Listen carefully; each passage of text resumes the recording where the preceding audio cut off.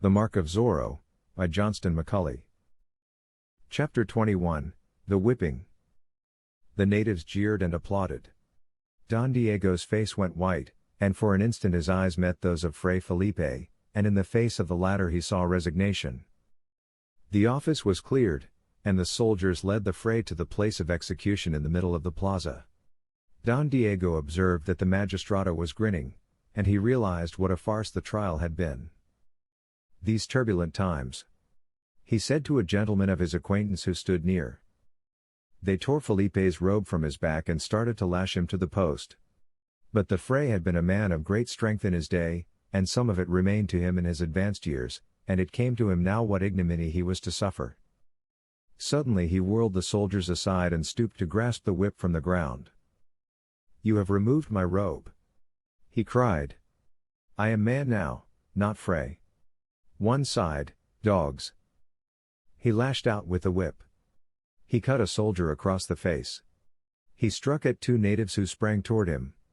And then the throng was upon him, beating him down, kicking and striking at him, disregarding even the soldiers' orders. Don Diego Vega felt moved to action. He could not see his friend treated in this manner despite his docile disposition. He rushed into the midst of the throng, calling upon the natives to clear the way. But he felt a hand grasp his arm, and turned to look into the eyes of the magistrado. "These are no actions for a caballero," the judge said in a low tone. "The man has been sentenced properly.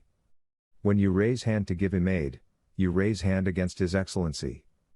Have you stopped to think of that, Don Diego Vega?" Apparently Don Diego had not. And he realized, too, that he could do no good to his friend by interfering now. He nodded his head to the magistrado and turned away. But he did not go far. The soldiers had subdued Fray Felipe by now, and had lashed him to the whipping post. This was added insult, for the post was used for none except insubordinate natives.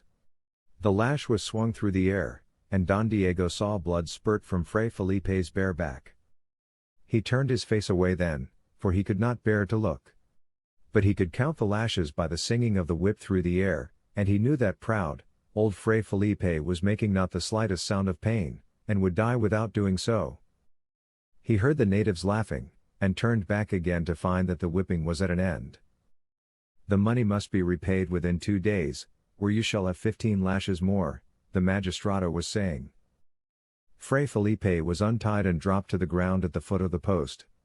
The crowd began to melt away. 2 frails who had followed from San Gabriel aided their brother to his feet, and led him aside while the natives hooted. Don Diego Vega returned to his house. "Send me Bernardo," he ordered his dispensero. The butler bit his lip to keep from grinning as he went to do as he was bidden.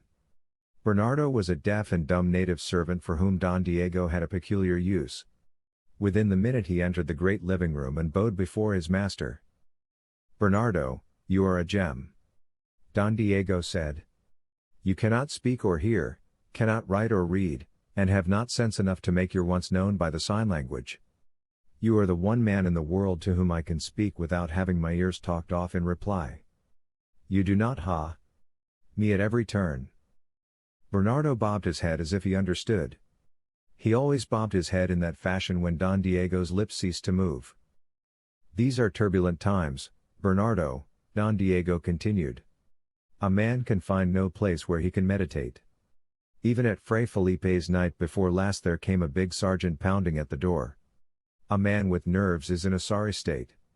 And this whipping of old Fray Felipe, Bernardo, let us hope that this Señor Zorro, who punishes those who work injustice, hears of the affair and acts accordingly."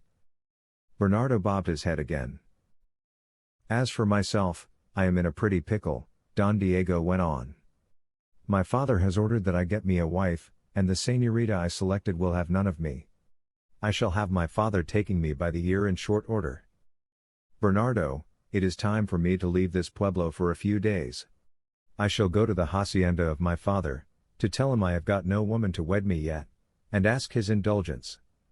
And there, on the wide hills behind his house, may I hope to find some spot where I may rest and consult the poets for one entire day without highwaymen and sergeants and unjust magistrados bothering me. And you, Bernardo, shall accompany me, Of course. I can talk to you without your taking the words out of my mouth. Bernardo bobbed his head again. He guessed what was to come.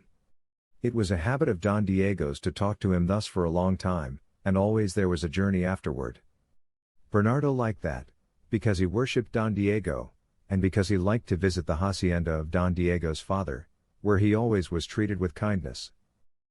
The dispensero had been listening in the other room and had heard what was said, and now he gave orders for Don Diego's horse to be made ready, and prepared a bottle of wine and water for the master to take with him. Within a short time Don Diego set out, Bernardo riding a mule a short distance behind him. They hurried along the high road, and presently caught up with a small carreta, beside which walked two robed Franciscans, and in which was Fray Felipe, trying to keep back moans of pain. Don Diego dismounted beside the carreta as it stopped. He went over to it and clasped Fray Felipe's hands in his own. "My poor friend," he said. "It is but another instance of injustice," Fray Felipe said. "For 20 years we, of the missions, have been subjected to it, and it grows. The saint at Junipero Serra invaded this land when other men feared, and at San Diego de Alcala he built the first mission of what became a chain, thus giving an empire to the world. Our mistake was that we prospered. We did the work, and others reaped the advantages." Don Diego nodded, and the other went on. "They began taking our mission lands from us, lands we had cultivated, which had formed a wilderness and which my brothers had turned into gardens and orchards. They robbed us of worldly goods. And not content with that they now are persecuting us. The mission empire is doomed, Caballero. The time is not far distant when mission roofs will fall in and the walls crumble away. Some day people will look at the ruins and wonder how such a thing could come to pass. But we can do not except submit. It is one of our principles. I did forget myself for a moment in the plaza at Reina de Los Angeles, when I took the whip and struck a man. It is our lot to submit. Sometimes, mused Don Diego, I wish I were a man of action. You give sympathy, my friend, which is worth its weight in precious stones. And action expressed in a wrong channel is worse than no action at all. Where do you ride? To the hacienda of my father, good friend. I must crave his pardon and ask his indulgence. He has ordered that I get me a wife, and I find it a difficult task. That should be an easy task for a Vega. Any maiden would be proud to take that name. I had hoped to wed with the Señorita Lolita Pulido, she having taken my fancy. A worthy maiden.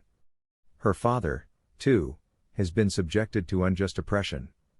Did you join your family to his, none would dare raise hand against him. All that is very well, Fray, and the absolute truth, of course. But the Señorita will have none of me, Don Diego complained. It appears that I have not dash and spirit enough.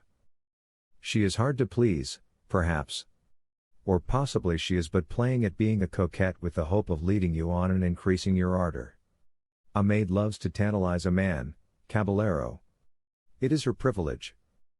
I showed her my house in the pueblo, and mentioned my great wealth, and agreed to purchase a new carriage for her, Don Diego told him.